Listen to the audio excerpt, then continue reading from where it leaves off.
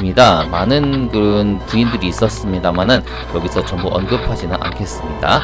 어떻게 보면은 아버지 동명성왕은 소선호 한 명과 정략 결혼을 했습니다만은 이 유리왕은 더 많은 그런 부인들을 두었습니다.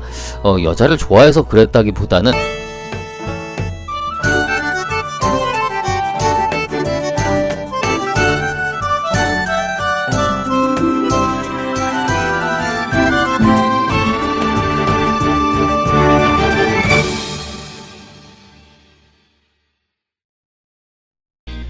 여러분 안녕하세요. 왕조 중심 꿀국사, 오늘도 여러분과 함께할 꿀이에요.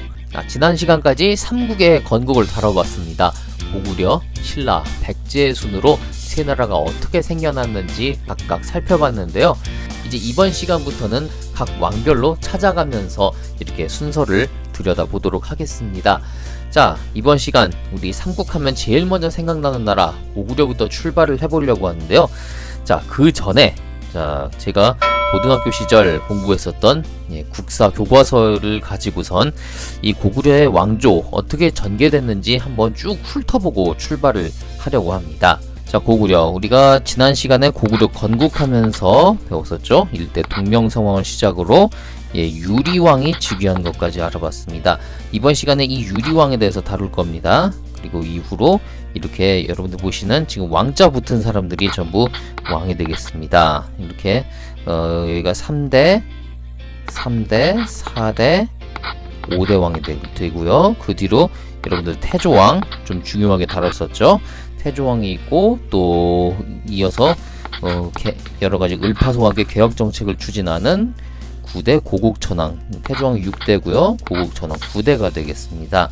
또 이렇게 정복전쟁을 조금씩 시작하는 11대 동천왕, 고조선의 옛땅까지 모두 회복했던 미천왕, 그러다가 고구려가 위기를 맞죠. 16대 고구원왕 때 선비족이 연나라가 침입하고 이때 백제 근초고왕이 올라가서 고구원왕이 무참히 살해를 당합니다.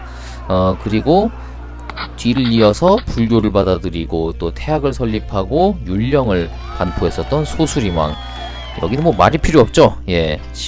이게 17대 소수림왕이고요. 19대 광개토대왕 되겠습니다. 만주벌판을 달렸던 우리 그 역사 노래에도 등장하죠. 광개토대왕이고요.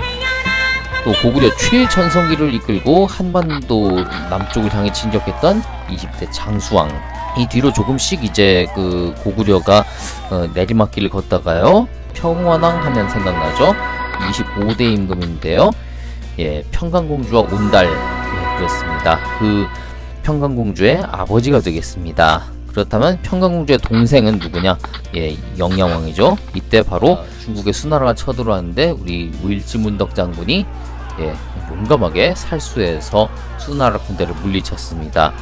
연개소문이 등장하고요. 영유왕, 보장왕으로 해서 고구려가 총 28대로 이어지겠습니다. 자, 이제 이 시간부터 각 왕별로 고구려 역사가 어떻게 전개되는지를 하나둘씩 살펴보도록 하겠습니다.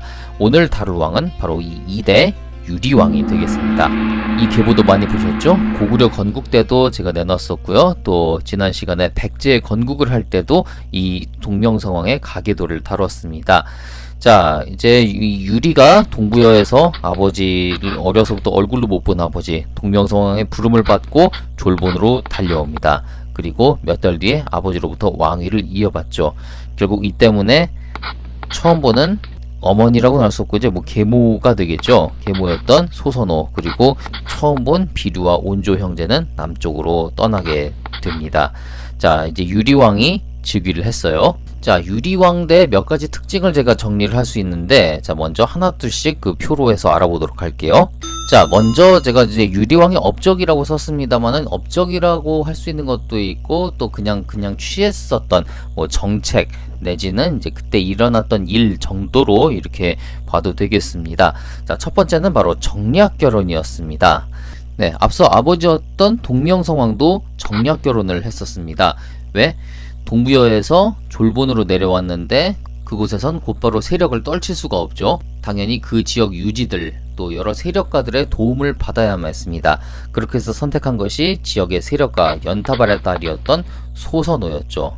그 당시에 아들이 둘이나 딸려있던 과부였지만 이 연타발의 도움을 받기 위해 또 지역에 뿌리를 내리기 위해 과감히 선택한 것이었습니다. 그처럼 유리왕 역시 정략결혼을 선택하게 됩니다. 아직 고구려가 섰지만 이게 왕권이 강할 때는 아니었습니다. 그렇기 때문에 역시 지역의 여러 세력가들의 도움을 받을 수밖에 없었는데요. 자, 유리왕의 가계도를 보겠습니다. 유리왕이라고도 했었고, 예, 유리명왕이라고도 했습니다. 이제 원래 유리명왕인데 이제 줄여서 유리왕 이렇게 부르는 거죠. 자, 유리왕의 가계도입니다. 자, 먼저 송씨라는 왕후가 보이는데 동명성왕이 이곳 졸본에서 자리를 잡죠. 그리고선 여러 가지 정복 전쟁을 펴게 됩니다. 그래서 먼저 이 졸본 근처에 있었던 비류국을 정벌 하고요. 그런 다음에 이어서 저쪽에 뭐 해인국 북쪽으로 올라가는 겁니다. 해인국 또 부곡저 등을 정벌하게 됩니다. 약간 지금 복습을 하는 것도 있어요. 이렇게 해서 영토를 점령해 나가는데요. 그 중에 이 비류국 바꿔서 다물도라고 부릅니다. 이 다물도를 다스리고 있었던 송량의 딸이었습니다.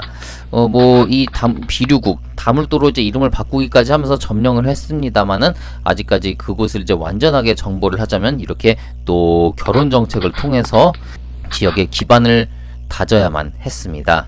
자, 이 가운데서 이제 많은 그 자녀들이 태어나게 되죠. 또 그 이외에 또 다른 세력가의 딸도 있었습니다. 다른 세력가의 딸이었던 화희라는 여자가 있고요. 또 한편으로 여기는 세력가는 아닙니다만은 저기 중국 한나라에서 건너온 여자 치희라는 여자도 있었습니다. 이 외에도 또 많은 그런 부인들이 있습니다. 많은 그런 부인들이 있었습니다만은 여기서 전부 언급하지는 않겠습니다. 어떻게 보면은 아버지 동명성왕은 소선어 한 명과 정략 결혼을 했습니다만은 이 유리왕은 더 많은 그런 부인들을 두었습니다. 여자를 좋아해서 그랬다기보다는 아무래도 이 당시에 이제 지역의 털을 더 잡고 더 많은 사람들과의 그런 인척 관계를 통해서 세력을 다지고 왕권을 강화하기 위해서 이런 정략 결혼을 많이 했었다고 봐야 될 것 같습니다. 여러분 그 황조가라는 것 아시나요? 우리 문학사를 공부할 때 반드시 나오는 내용인데요. 이 고구려 유리왕이 지은 작품입니다.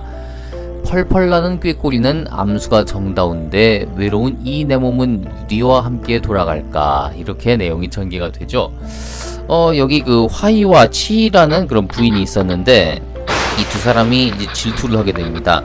아마 이 치희라는 이 중국 한나라 여자가 아마 굉장히 미인이었던 것 같습니다. 그러다 보니까 이제 유리왕의 관심이 이쪽 이제 치희를 많이 향해 있었는데 이것을 화희가 질투한 거죠. 그런데 유리왕 입장에서 그렇다고 화희를 무시할 수도 없습니다. 왜? 세력가 딸이니까. 세력가 딸이니까 이걸 무시했다가는 이 집안으로부터 도움을 받을 수가 없겠죠. 그러다 보니까 화희가 치희를 막 시기하고 그래도 유리명왕이 제대로 지켜줄 수가 없는데 결국 어느 날 화나서 그냥 가버립니다. 자기 나라로 가버려요. 그래서 이때 이제 이걸 떠나는 그녀를 잡지도 못하고 슬프게 이 황조가라는 노래를 지어서 불렀다고 합니다. 어떻게 보면 이 과거의 그 왕들이 지었던 그런 작품을 만나기 쉽지 않은데 우리 문학사에 아주 귀중한 그런 자료가 되겠습니다. 자, 이렇게 유리왕은 결혼 정책을 통해 주변 세력들과 연합하는 반면, 자, 두 번째 어떤 업적인지 볼게요. 네, 두 번째로 선비족을 토벌합니다. 자, 어떤 내용일까요? 자, 여기 보시면은 자, 고구려 땅이 이렇게 있고요. 고구려 땅이 있고 그 이 위에 선비족이 있습니다.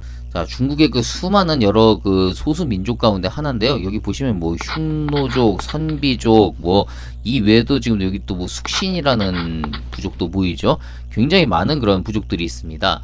이 부족들 대부분은 날쌔고 또 용맹하고 또 굉장히 신사적이지 못한 걸핏하면 와서 이렇게 침입해가지고 빼앗아가고 그런 일들을 많이 저질렀습니다.